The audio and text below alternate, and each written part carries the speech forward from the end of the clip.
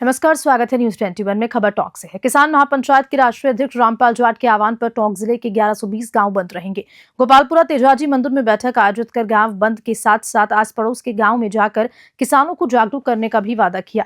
29 जनवरी मंगलवार को राजस्थान में गांव बंद आंदोलन होगा, जिसका अभिप्राय गांव का व्यक्ति गांव गांव में उत्पादन गांव में रहेगा, जिससे राजस्थान के 45,537 गांव को इस आंदोलन में सम्मिलित होने का आह्वान किया गया, जिससे निवाई तहसील के 206 गांव बंद रहेंगे। टोंक से ब्रिजेश पारडीवाल की रिपोर्ट।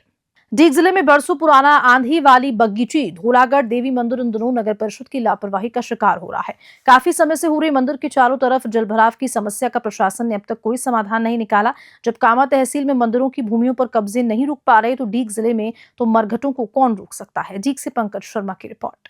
मैं पंकज शर्मा न्यूज 21 से आपको दिखाऊंगा कि यहाँ पहले 2.5 महीने पहले बरसात के टाइम पे धौलागढ़ देवी पे घुटने घुटने पानी भरा हुआ था, लेकिन बाबा ने रोड शो भी किया, जाम भी लगाया, बस चेयरमैन के घर तक रैली निकाल कर भी गए। 1-2 दिन के लिए जनरेटर लगा के धौलागढ़ देवी से पानी निकाल दिया, जबकि इस खाई के अंदर इतना पानी भरा हुआ है। करोड़ों रुपए की सफाई अभियान के लिए ठेका होते हैं। यहाँ मरघट की जगह 671-72 खसरा नंबर जिसके पट्टे कर दिए गए, लेकिन सैली भैया को आज तक एक डीग बस्ती का कोई ध्यान नहीं। ना ये पानी निकलवा सकते, ना ये कोई जन समस्या सुन सकते। नाम के विधायक बने बैठे हैं, चाहे धौलागढ़ देवी बाढ़ में जाए या इंसान बाढ़ में जाए, इनको कोई मतलब नहीं। जबकि सैली भैया के यहाँ धौलागढ़ देवी की मान्यता है, वो घर में पूछते हैं, फिर भी एकमात्र धौलागढ़ मंदिर जिसकी कोई ध्यान में नहीं।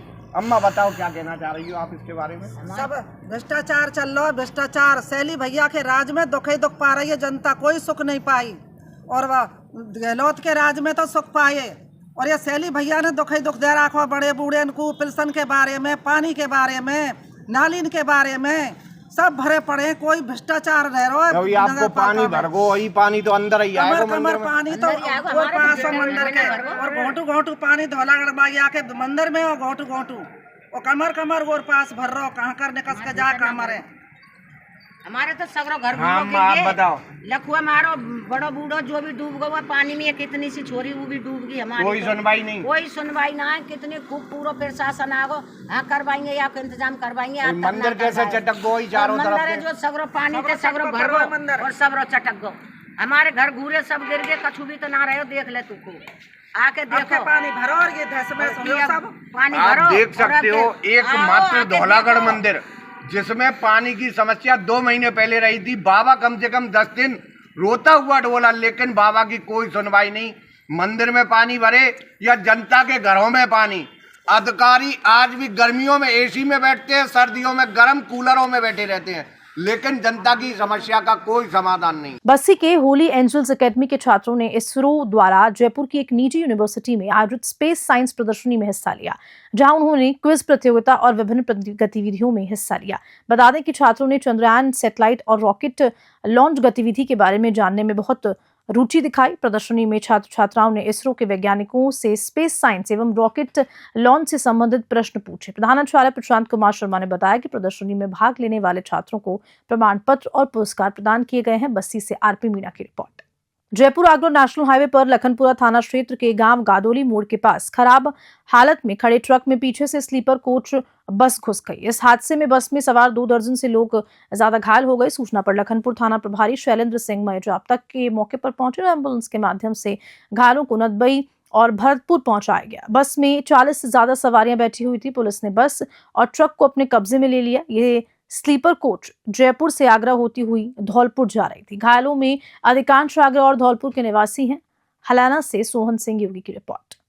यूटीबी नर्सेस का विरोध प्रदर्शन अब तेज होता जा रहा है। हाल ही में पीबीएम अस्पताल से हटाए गए यूटीबी नर्सों ने बुधवार को केंद्रीय मंत्री के घर का घेराव किया और अपनी बहाली की मांग उठाई। नर्सों का कहना है कि उन्हें बिना किसी वैकल्पिक व्यवस्था के हटाया गया, जिसके बाद से इससे पहले नर्सेस कई दिनों से पीबीएम हॉस्पिटल परिसर में धरना दे रहे थे, लेकिन प्रशासन ने उनकी मांगों पर ध्यान नहीं दिया तो वे केंद्रीय मंत्री के आवास तक पहुंच गए। बीकानेर से लोकेश बोहरा की रिपोर्ट। उनियारा थाना पुलिस द्वारा क्षेत्र में गुम हुए या चोरी हुए 10 मोबाइल फोन संबंधित मालिक को लौटाए जाएंगे। ऐसे ही रतन लाल मीणा ने बताया कि शहर सहित ग्रामीण क्षेत्र में कई लोगों के मोबाइल चोरी हो गए या फिर गिर जाने पर उनियारा पुलिस थाने में मामला दर्ज होने के बाद पुलिस ने तकनीकी सहायता से 10 मोबाइलों की तलाश करने पर अब उनके मालिक को लौटाया जाएगा। उनियारा से राजेश सैन की रिपोर्ट। उनियारा क्षेत्र के हुकुमपुरा गांव को ग्राम पंचायत बोसरिया से हटाकर ग्राम पंचायत पलाई में जोड़ने के लिए जागरूक ग्रामीणों ने कलेक्टर के नाम एसडीएम शत्रुघ्न सिंह गुर्जर को ज्ञापन दिया। बता दें कि हुकुमपुरा पलाई पंचायत सीमा से मात्र 500 मीटर दूर है। राजनीतिक कारणों के चलते हुए हुकुमपुरा को 4 से 5 किलोमीटर दूर बोसरिया ग्राम पंचायत में जोड़ दिया गया। लोगों का हर काम के लिए ग्राम पंचायत पलाई में आना जाना रहता है और किसी भी काम के लिए कोई भी परेशानी नहीं है, जबकि बोसरिया पंचायत व नगरफोर्ड तहसील में जाने के लिए लोगों को काफी मुसीबतों का सामना करना पड़ता है तथा बस सुविधाएं भी उपलब्ध नहीं है। उनियारा से राजेश सैन की रिपोर्ट। वेस्टर्न डिस्टर्बेंस के कारण बयाना और अस्पताल के क्षेत्रों में गुरुवार सुबह मौसम ने अचानक करवट ले ली। आपको बता दें कि सुबह 8 बजे से शुरू हुई मध्यम तीव्रता की बारिश ने जनजीवन को प्रभावित किया और इस बारिश के कारण तापमान में 3 डिग्री सेल्सियस की गिरावट दर्ज की गई, जिससे ठंड में फिर से वृद्धि हो गई। भारतीय किसान यूनियन के राष्ट्रीय सचिव सुरेंद्र सिंह कसाना ने बताया कि गेहूं की फसल को तो इस बारिश में लाभ होगा, लेकिन देर से बोई गई सरसों की फसलें भी रोग लगने को खतरा बढ़ गया है। मौसम विभाग ने 26 जनवरी तक इसी तरह के मौसम के जारी रहने की भविष्यवाणी भी की है, जिसमें कोहरा और बारिश की संभावना है। भरतपुर से राकेश तंवर की रिपोर्ट। जवाहर कला केंद्र यानी कि जेके के रंगायन सभागार में बुधवार को गायन और वादन के 2 दिवसीय महोत्सव मधुरम का शुभारंभ हुआ। कार्यक्रम के प्रथम दिन जितेंद्र राणा ने उप शास्त्रीय गायन व डॉक्टर राजश्री कसौदन और रोशनी केशरी ने उप शास्त्रीय और सुगम संगीत के सौंदर्य से सराबोर प्रस्तुति से समा बांध दिया। महोत्सव के दूसरे दिन गुरुवार को विभिन्न बॉलीवुड सॉन्ग्स में अपनी सारंगी की धुन का जादू दिखाने वाले मोमिन खान एकल वादन प्रस्तुति देंगे। उनके साथ प्रसिद्ध तबला वादन सत्यजीत तवलकर संगत करेंगे। जयपुर से ब्यूरो रिपोर्ट। राजधानी जयपुर से खबर है। अयोध्या में राजा रामचंद्र जी के भव्य राम मंदिर निर्माण की वर्षगांठ के अवसर पर जयपुर के खजाने वालों का रास्ता में बुधवार को विश्व हिंदू परिषद द्वारा 5100 दीपों से महाआरती हुई। महाआरती में शामिल हवामहल विधायक बाल मुकुंद आचार्य ने बताया कि 500 वर्ष के लंबे इंतजार के बाद आज के दिन ही अयोध्या में रामलला का भव्य मंदिर स्थापित हुआ है, जो समस्त सनातनियों के लिए गौरव और ऐतिहासिक क्षण है। इस दिन की खुशियों को मनाने के लिए जयपुर के मंदिरों पर विशेष रोशनी, सजावट, पाटोत्सव, विशेष झांकी, भजन कीर्तन आदि आयोजन कर सनातन धर्म की एकता का परिचय दिया गया। जयपुर से पूजा मालपुरिया के। हनुमानगढ़ जिले की राजकीय उच्च माध्यमिक विद्यालय थालड़का में साइबर क्राइम जागरूकता शिविर का आयोजन किया गया, जिसमें पीएनबी शाखा प्रबंधक बीआर बेनीवाल ने बच्चों को साइबर अपराधों की विस्तार से जानकारी दी। इस मौके पर प्रधानाचार्य मनोज कुमार, जयवीर सहारण, इंद्रराज चौसाना सहित विद्यालय का स्टाफ भी मौजूद रहा। ब्रांच मैनेजर बेनीवाल ने क्या जानकारी दी, देखिए इस रिपोर्ट में। नेशनल बैंक थालड़का शाखा की तरफ से थालड़का के सीनियर सेकेंडरी स्कूल में बच्चों को ऑनलाइन धोखाधड़ी से बचने के लिए, साइबर क्राइम से बचने के लिए जानकारी दी गई और इसमें बच्चों को बताया गया कि किसी के साथ भी अनवांटेड जो कॉल्स आती है, जो मैसेज आते हैं, उनमें कोई भी जानकारी नहीं देनी है। किसी के साथ भी OTP साझा नहीं करनी है और किसी भी अनजान व्यक्ति से प्राप्त लिंक पे, अनजान किसी वेबसाइट पे दिए गए लिंक पे क्लिक नहीं करना है। ऐसा पड़ा है उसकी सुरक्षा किस प्रकार से करनी है, इसके लिए बहुत अच्छी जानकारी दी। ज़्यादातर क्या होता है कि अपने पास जब भी कॉल आता है किसी की और जब वो इस प्रकार की बात करता है कि आपका बैंक खाता बंद कर दिया गया है या बैंक खाते में कोई टेक्निक दिक्कत आ गई है, या आजकल नाम आता है KYC का कि KYC अपडेट करनी है, आप OTP बताइए, आपकी KYC अपडेट कर दी जाएगी। तो ये बात हमेशा ध्यान रखना, बैंक के कर्मचारी द्वारा कभी भी किसी भी खाता धारक से OTP नहीं मांगी जाती। कहीं से फोन आएगा, OTP कभी भी किसी भी कर्मचारी द्वारा OTP नहीं मांगी जाती है।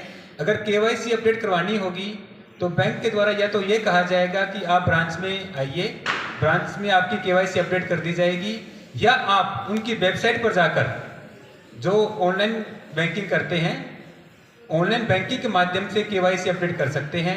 किसी प्रकार की कोई भी OTP नहीं मांगी जाती। तो कभी भी आपके पास ऐसा कोई कॉल आता है तो OTP मत देना और अपने पेरेंट्स को भी ये कह देना भी OTP नहीं बतानी है। OTP बताने के बाद वैर वल्लभगढ़ मार्ग स्थित गांव हाथोड़ी की प्राचीन बावड़ी व मवेशियों को पानी पिलाने और पशुपालक की पानी में डूब कर मौत हो गई, जिसकी सूचना मिलते ही वैर भूसावर पुलिस मौके पर पहुंची और ग्रामीणों की मदद से शव को बाहर निकाला।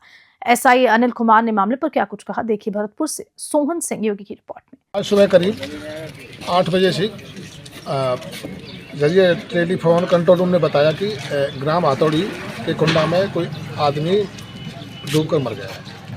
और तो सूचना को तय हेतु माननीय एसआई अनिल कुमार, मैं जाब्ता, मैं सरकारी गाड़ी ग्राम हाथौड़ी पहुंचा, जहां पर कुंडा के पास करीब 500 आदमी औरत मौजूद मिले। गांव के 2 मौजूदा व्यक्तियों जो तैरने वाले हैं उनको कुंडा में दाखिल कर बॉडी को बाहर निकलवाए गए। बॉडी को निकलवा कर CSC मुर्दाघर मुसा बुलाया, जिसकी पोस्टमार्टम और पंचायतनामा की कार्रवाई की जा रही है। ठीक। विश्व हिंदू परिषद यानी कि VHP घड़साना द्वारा रामलला की प्राण प्रतिष्ठा की प्रथम वर्षगांठ के उपलक्ष्य में श्री सीताराम आश्रम राधा कृष्ण मंदिर भक्त सिंह नगर में 11 कुंडी हवन करवाया गया। इस अवसर पर पकौड़े, जलेबी व चाय की व्यवस्था सीताराम आश्रम द्वारा की गई। आए हुए समस्त यमजान और तथा अतिथियों को सम्मान प्रतीक भी सीताराम आश्रम विनोद द्वारा दिए गए। इस अवसर पर लॉटरी द्वारा अनेक इनाम निकाले गए और इन इनामों की व्यवस्था श्री राम स्कूल नई मंडी घड़साना द्वारा की गई। बस्ती के वंचित वर्ग को मंच पर लाकर सम्मान भी किया।